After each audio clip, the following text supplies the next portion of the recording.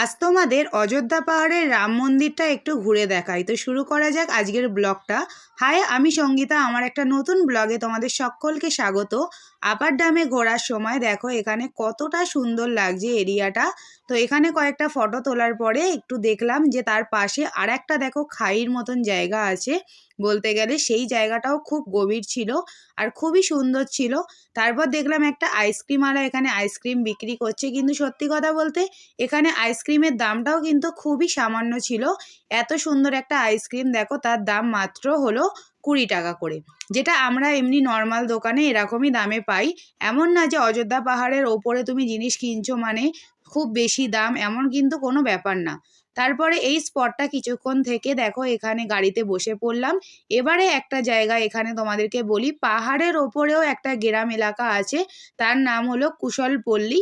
তো সেখানেও কিন্তু কিছু মানুষ বসবাস করে, প্রায় সমতল টাইপের। বেড়ায় দেখো এখানে চাষবাসও হচ্ছে, এমনকি স্কুলও রয়েছে।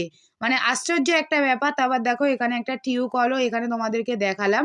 এরপর যেটা দেখাবো, অযোধ্যার যে রাম মন্দিরটা আছে সেইটা তোমাদেরকে চলো একটু ঘুরে দেখাই। এখানে প্রথমেই খাবারের দোকান ছিল। তো গাড়ি পার্কিং করার পরে এখন আমরা মন্দিরের ভেতরে ঢুকছি। দেখো তোমাদেরকে একটু ঘুরে ঘুরে দেখাই।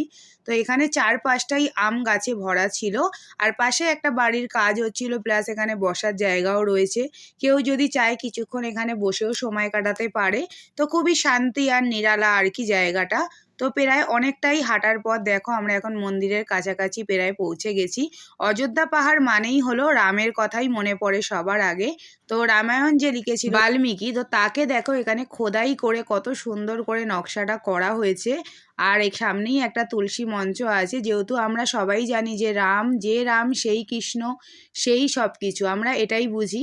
সেই জন্য তারও তুলসী পাতা খুব প্রিয়, সেই জন্য এখানে তুলসী গাছও রয়েছে, তুলসী মঞ্চ। প্লাস দেখো এখানে কত সুন্দর করে খোদাই করা রয়েছে। আর এই হলো মন্দির। তো এখানে দেখো সবাই নমস্কার করছে। তো দেখো এখানে রাম, সীতা আর লক্ষণের একটা মূর্তি করা রয়েছে, বিগ্রহ। তো কতটা সুন্দর দেখো লাগছে দেখতে। তো এই স্পটটা ঘোরার পরে আমরা আরো দুটো তিনটে স্পটে যাব। তো এখন আমরা এখান থেকে বেরিয়ে গেলাম। এবার আমরা এখানে সবকিছু দেখে টুকে ফটো তুললাম, আরো সবাই রয়েছে দেখো এখানে। তারপরে এর পরের যে স্পটটাতে আমরা এখন যাব, এখানে দেখো আবার একটা রিসর্ট আর একটা ফুল, যেটা খুবই সুন্দর ছিল, কিছুটা গাদার মতন দেখতে, কিন্তু গাছগুলো কত বড় বড়।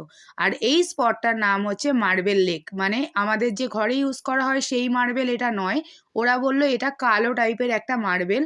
তো অনেক মানুষ এগুলো কেটে কেটে আর কি তুলে নিয়ে চলে গেছে। তো পরের দিন তোমাদেরকে বামনি ফলস সম্বন্ধে বোঝাবো, যেটা অযোধ্যা পাহাড়ের কিন্তু মূল আকর্ষণ।